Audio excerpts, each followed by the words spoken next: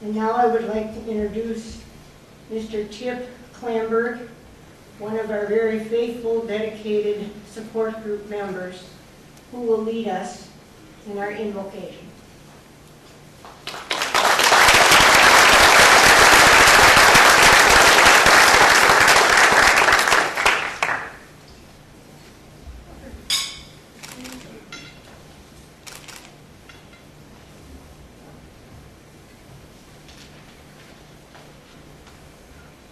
Hi, I'm Tim. My son Jonathan died by suicide in San Francisco, California in November of 2005. This is pretty much the statement everybody makes when they come to the meetings. After Tom goes through the emotions, everybody checks in and does the statement I just made. 2 years or 3 years ago, I couldn't have done this statement to myself, let alone in front of all of you people tonight. A lot of that's got to do with having a very good grief counselor and KSF. When we found out about my son, and it was kind of a cloudy, dreary day, within an hour I knew in my heart that my family and myself needed help. This was just too big for us. And so we asked people, what would they do or what have they done? Within a week, we had 3 pamphlets from Carl Smith Foundation from 3 different people, a co-worker of my wife, the parish coordinator at our church, and one from a neighbor that happened to hear Tom speak at Southwest Illinois College. And then there was another co-worker that told us the name of a very good grief counselor who KSF is very familiar with today.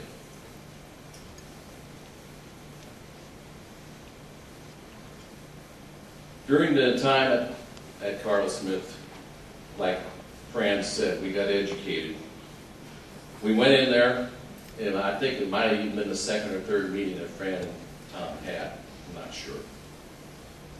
And we were shell-shocked. And they both said, this is normal. How can this be normal? I just feel drained. I was emotionally spent. But as time went on, we found out we were normal.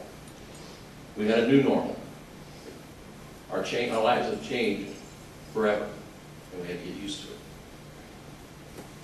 So the new normals included fatigue, depression, isolated from others. I mentioned to Tom one time that I go to work, I just don't feel like doing any work when I come home from work. I just want to sit. You're like, yeah, me too.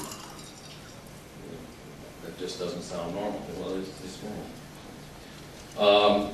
We learned about triggers in a group. Some of my most powerful triggers are music. Anniversaries, especially during the first year, is the worst. Well, first and foremost is there's no right way or wrong way to grieve. Everybody's got their own way to grieve. Some come for weeks, some come for years. That's me. And my wife. There have been a couple people that came to one meeting and could not handle the sadness and never came back again, but have supported the group in other ways.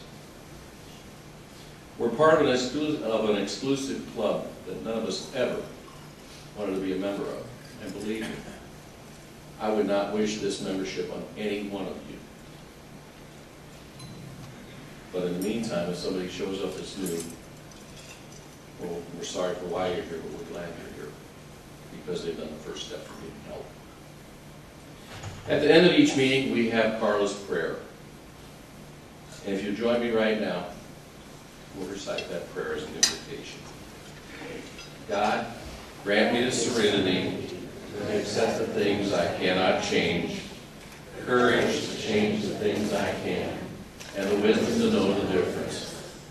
Show me the trace of you in everyone I know.